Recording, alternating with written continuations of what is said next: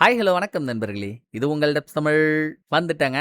ஒரு ரன்னகல்லமான சீரிஸ் எடுத்துட்டு வந்துட்டேன். இன்னையில இருந்து 2018ல ரிலீஸ் ஆன லைஃப் ஆன் மார்ஸ் என்ற ஒரு மோஸ்ட் அண்டர்ரேட்டட் கொரியன் சீரிஸை தான் ஆரம்பிக்க போறோம். எதனால இதை மோஸ்ட் அண்டர்ரேட்டட்னு சொல்றேன்னா, அதுக்கான அர்த்தம் தெரியும்ல உங்களுக்கு. கதெல்லாம் தாறுமாறு தக்காளி சோறா பங்கமா இருக்குங்க. ஆனா நம்ம அதை பெரிய அளவுல கண்டுக்காம தட்டி விட்டு அது ஒரு ஹிடன் ஜெம்மாவே போயிடும். அப்படி ஒரு சீரிஸ் தாங்க இதுவும். இதோட கதையை பத்தி சொல்றதுக்கு முன்னால நம்ம சீரிஸ் ஆரம்பிச்சதுல இருந்து என்னென்ன சீரிஸ் எல்லாம் முழுசா போட்டிருக்கோம்னு உங்களுக்கு தெரியும். தெரியலனாலும் பரவாயில்ல, அந்த சீரிஸோட முழு வீடியோ லிங்க் எல்லாம் கீழே டிஸ்கிரிப்ஷன்ல கொடுத்துருங்க. ஒவ்வொன்றும் முத்துக்கு முத்தாக சொத்துக்கு சொத்தாக. பார்க்காம இருந்தீங்கன்னா தயவு செஞ்சு போய் பார்த்துட்டு வந்துருங்க.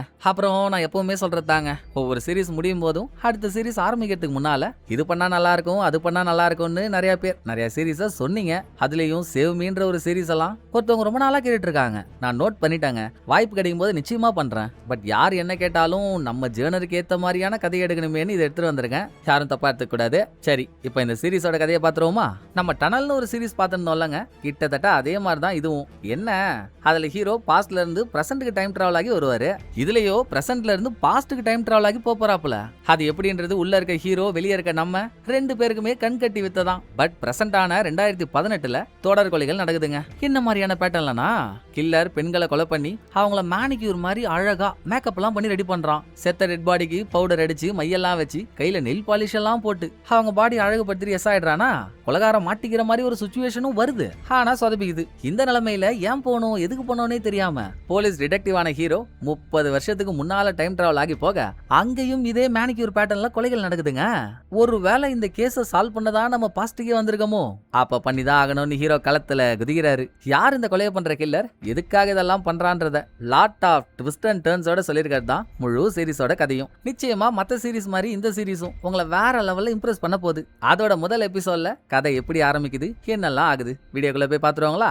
வாங்க. ஃபர்ஸ்ட் எபிசோட ஓபன் பண்ணா என்ன வருஷம் தெரியல, ஆனா ஒரு குட்டி பையன் ரயில்வே ட்ராக்ல யாருக்கோ பயந்து குடுகுடுன்னு ஓடிட்டு இருக்கான். அப்ப இந்த சின்ன பையன் கண்ணு முன்னால ஒரு பொண்ணோட டெட் பாடி தெரியற மாதிரியும் டெட் பாடியோட கைவிரல் நகத்துல நெயில் பாலிஷ் வச்சிருக்க மாதிரியும் எல்லாம் காட்டி அடுத்து இந்த பிளாஷ்பேக்கை யோசிச்சுட்டு இருக்க சீரிஸோட ஹீரோ கிட்ட வந்தா. ஹீரோ இந்த பிளாஷ்பேக்கை யோசிக்கிறான்னா, அப்ப பிளாஷ்பேக்ல பார்த்த சின்ன பையனும் ஹீரோவா தானே இருக்கணும். ஹீரோ தூங்கிட்டு இருக்கும்போது ஹீரோவோட அம்மா கிட்ட இருந்து கால் வருதுங்க. நான் ராஜா, எல்லாம் ஓகே தானே? உனக்கு ஞாபகம் இருக்கும்னு நினைக்கிறேன், வர ஆடி 12 உன் அப்பாவோட ஃபர்ஸ்ட் ஆனிவர்சரி. அதுக்கு நீ வரணும்லாம் அவசியம் இல்ல.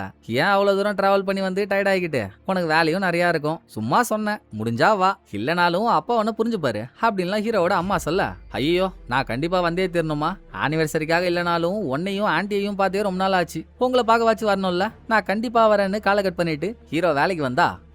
ஹீரோட வேலையை சொல்ல மறந்துட்டேன் பாருங்க. ஃபாரன்சிக் சயின்ஸ் டிபார்ட்மெண்ட்ல ஹீரோ தான் ஹெட். சோ இப்போ ஹீரோ டிபார்ட்மெண்ட்டுக்கு வேலைக்கு வரப்போ அங்க ஒரு அக்யூஸ்ட் ஹால் நல்லா ஊட்டச்சத்து இல்லாத உரிச்ச கோழி மாதிரி இருந்துகிட்டு ஏதோ ஒரு தப்பு பண்ணிட்டான்னு அவனை அரெஸ்ட் பண்ணிட்டு வந்துட்டாங்க.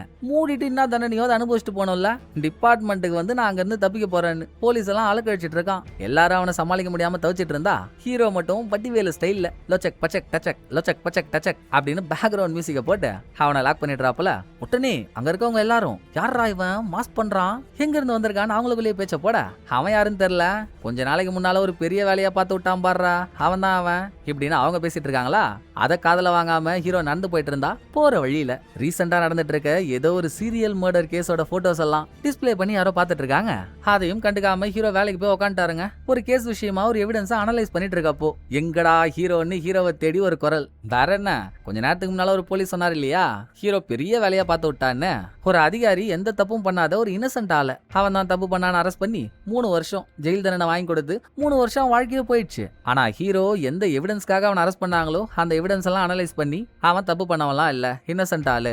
அதிகாரி அவரை காப்பாத்திக்க பொய் சொல்லி அவனை அரெஸ்ட் பண்ணிட்டாரு அப்படின்னு இந்த விஷயத்த வெளியே கொண்டு வந்துட்டாருங்க. இதுல அதிகாரிய சஸ்பெண்ட்லாம் பண்ணிட்டாங்க.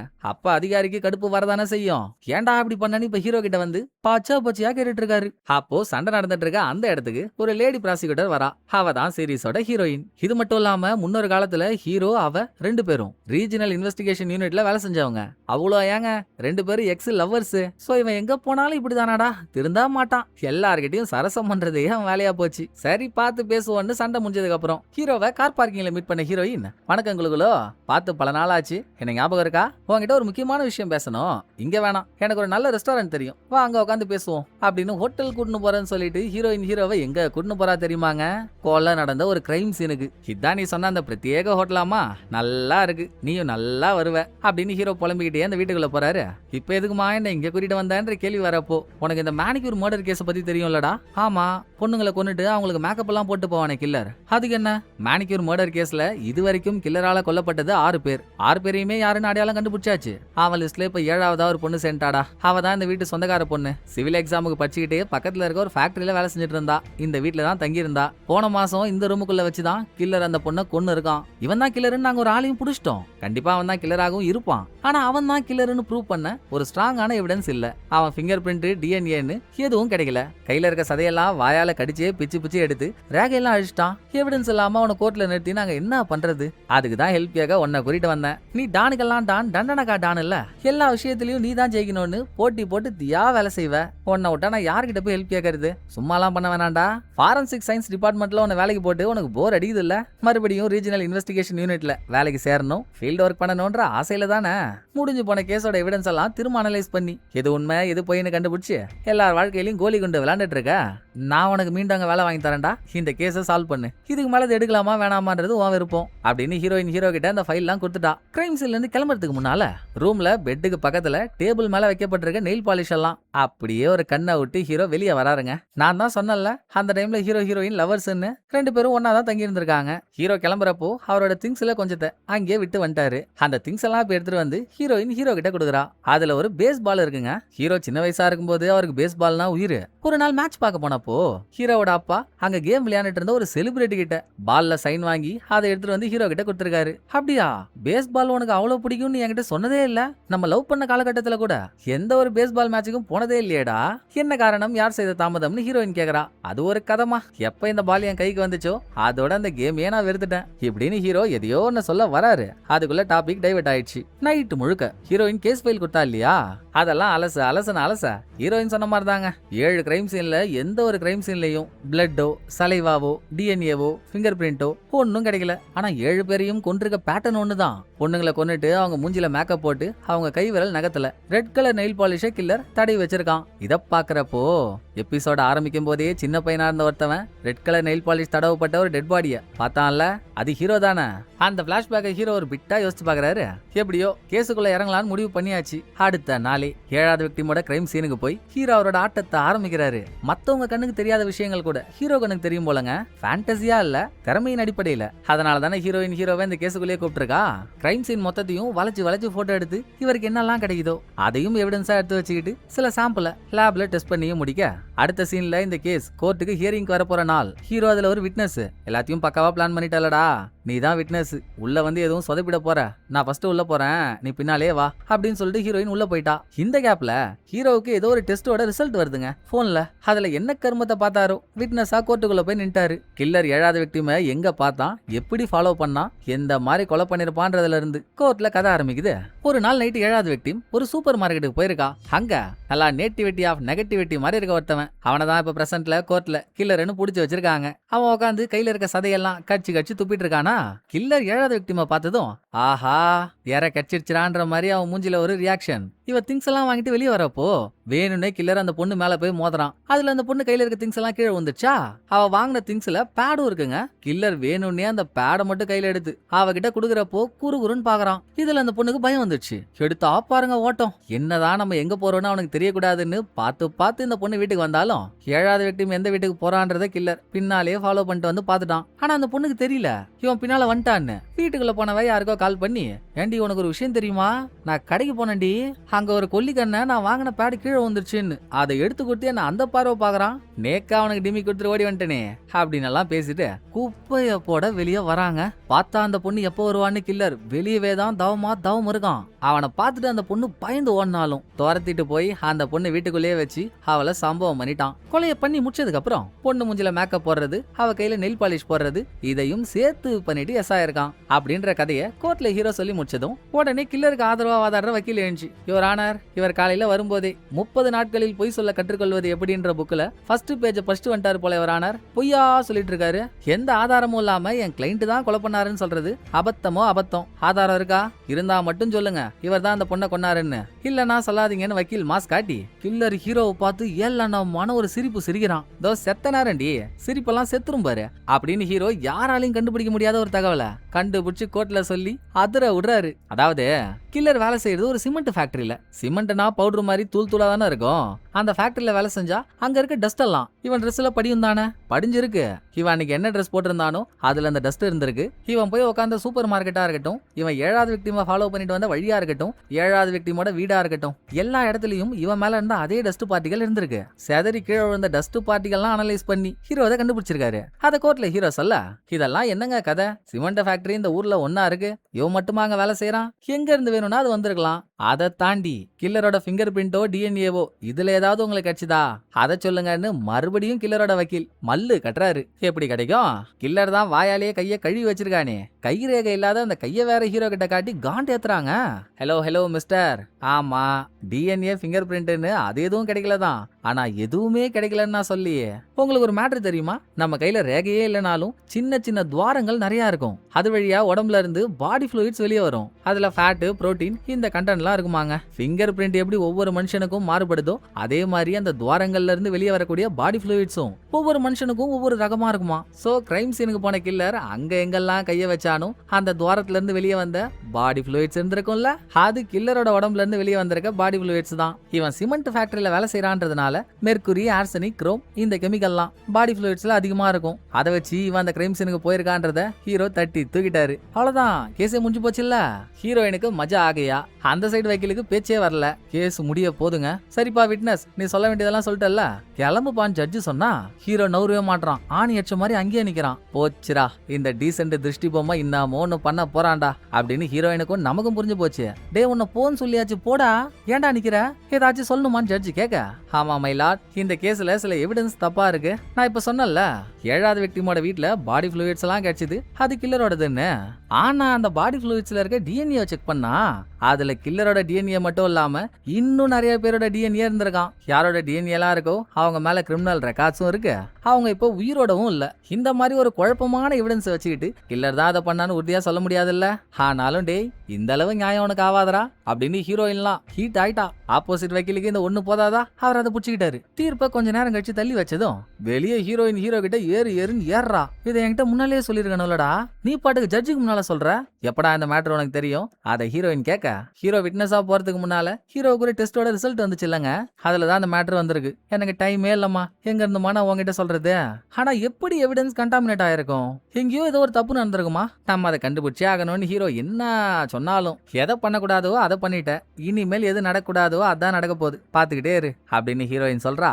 அடுத்த கோர்ட்ல ஜட்ஜ்மெண்ட்டுக்கான நேரம் வரப்போ கிடைச்சிருக்க எவிடன்ஸ் மூலியமா கில்லர் தான் உண்மையான கில்லர்னு ப்ரூவ் பண்றதுக்கு சரியான ஆதாரம் இல்ல, அதனால அவன் தப்பு பண்ணாத ஆளுன்னு அவனை ரிலீஸ் பண்ண சொல்லிட்டாரு ஜட்ஜி. நன்றி நன்றி நன்றி, நீ தான் நான் வெளியே வரதுக்கு காரணமே, உனக்கு எத்தனை நன்றி சொன்னாலும் பத்தாதரா அப்படின்னு கில்லர் ஹீரோயினை மீட் பண்ணி பேச்சால எல்லாம் மீறி போறாங்க. ஹீரோயினுக்கு கொலை மிரட்டல் வேற விடுகிறான். என்ன பிடிக்க ரொம்ப கஷ்டப்பட்டல்லம்மா, இப்ப நான் வெளியே வந்துட்டேன், இனிமேல் ஒன்ன காப்பாத்துறது ரொம்ப கஷ்டமா இருக்குன்ற மாதிரி. அடுத்து ஹீரோ பண்ண தப்புனால தானே கில்லர் தப்பிச்சிட்டான். அந்த கோவத்துல ஹீரோயின் ஹீரோ கிட்ட பேசாமலே கிளம்பி போயிட்டான். இந்த சோகத்திலேயே நைட்டு ஹீரோ கேஸ் ஃபைலுக்கு நடுவுல பட்டு தூங்கிட்டு இருந்தா பல தடவை ஹீரோயின் இருந்து கால் வருது. ஹீரோவால அப்ப எடுக்க முடியல. யாரோ டொக்கு டொக்கு டொக்கு டொக்குன்னு பயங்கர ஃபோர்ஸா ஹீரோ வீட்டு கதவை தட்டுறாங்க. கதவை திறந்தா அது ஹீரோயினோட அசிஸ்டன்ட். அவனை பாத்துக்கிட்டே ஹீரோவுக்கு பல வாட்டி ஹீரோயின் இருந்து கால் வந்திருக்கல, இப்ப திரும்ப பண்ணா போனு போல ஒரு வாய்ஸ் மெயிலையும் அனுப்பிச்சிருக்கா.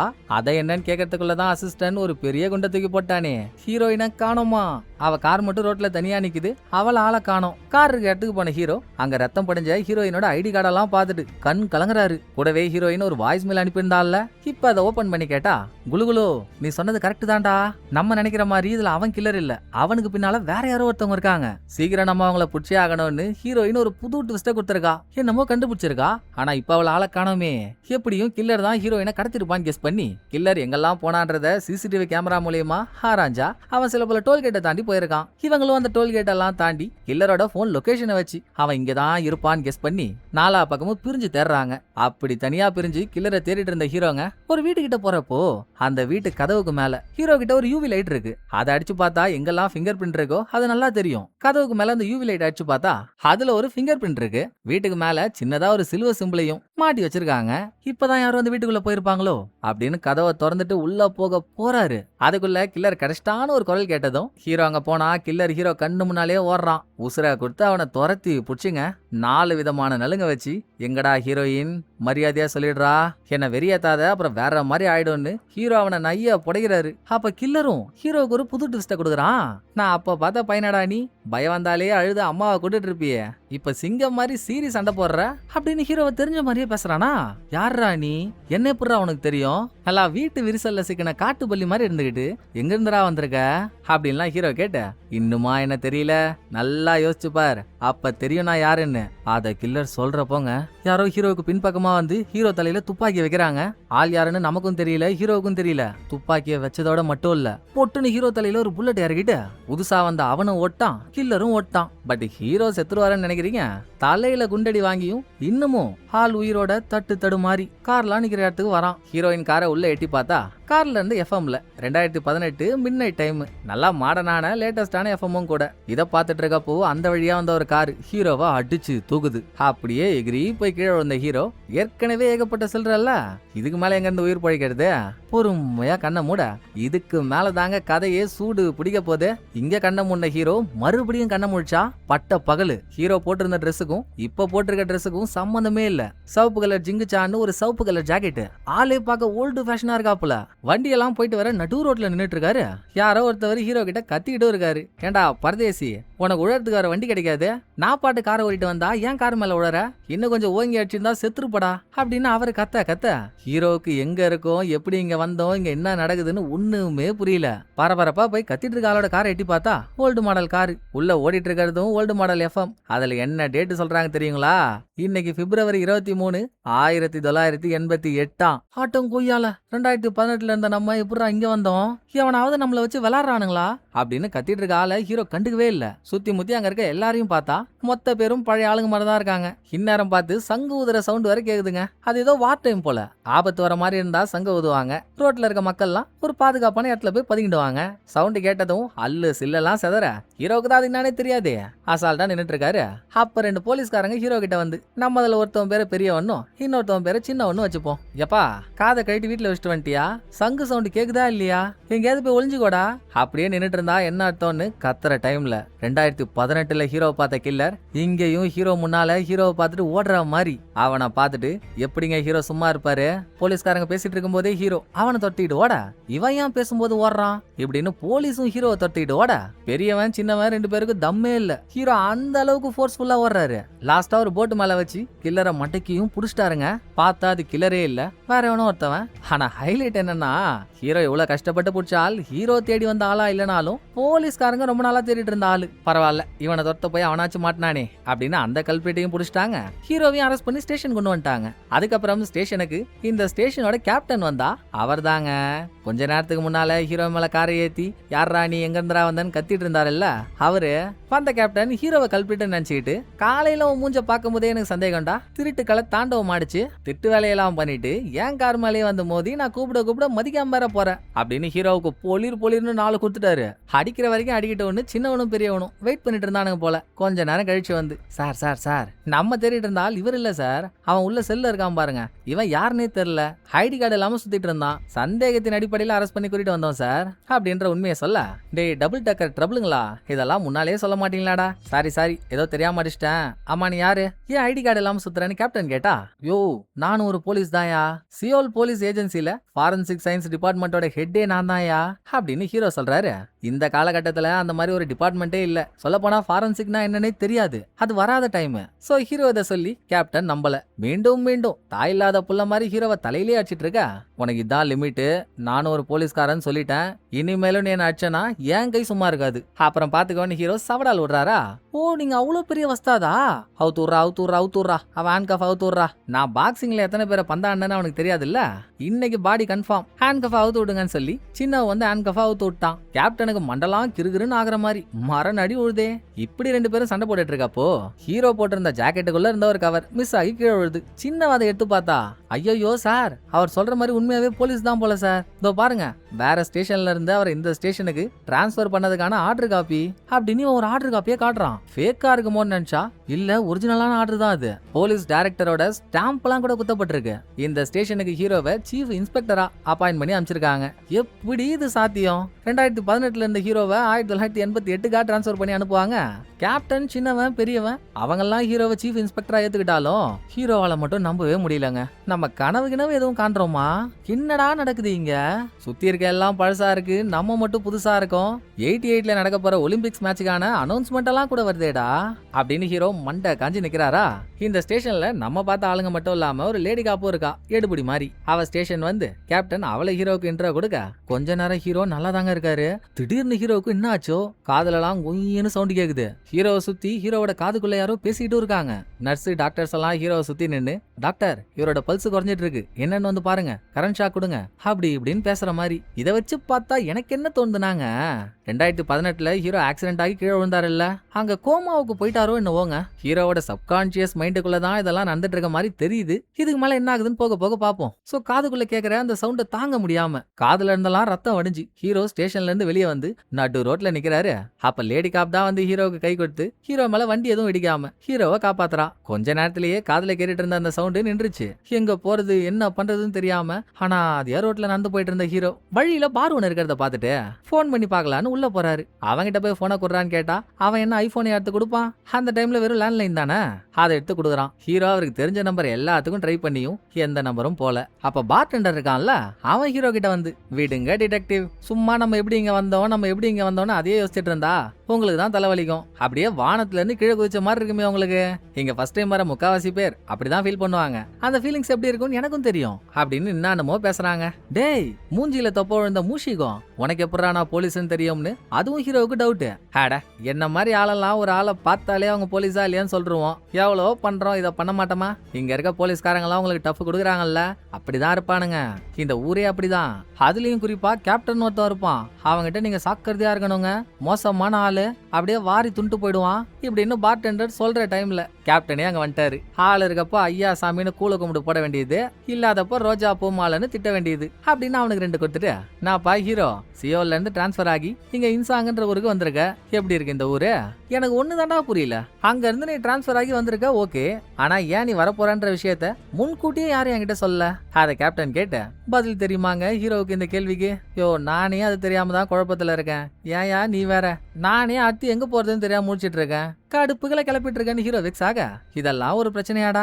அதான் டிபார்ட்மெண்ட்ல இருந்து உனக்கு வீடு கொடுத்துருக்காங்களே, அங்க போ, நான் லேடி காப் கிட்ட சொல்றேன்னு கேப்டன் சொல்லி லேடி காப் ஹீரோவை ஒரு வீட்டுக்கு கூட்டிட்டு வரா. இது வரைக்கும் ஸ்டேஷன்ல யாருமே லேடி காப்புக்கு மரியாதைன்னு ஒண்ணு கொடுத்ததே இல்ல. ஹே சி வா போ அப்படின்னு கூப்பிட்டு தான் பழக்கம். ஆனா இப்ப ஹீரோ ஃபர்ஸ்ட் டைம் லேடி காப்ப ஆபீசர் எல்லாம் சொல்லி கூப்பிட்டதும் அவளுக்குள்ள ஒரு சிறகடிக்கிற ஃபீலிங். அவ ஹீரோவை தனியா விட்டு போயிட்டான். அப்புறம் வீட்டுல தனியா இருந்த ஹீரோ அங்க இருந்து ஒரு ஓட்ட டிவியை சேனலை மாத்த டிவியோட பட்டனை திருப்புன்னு திருப்புறாரு.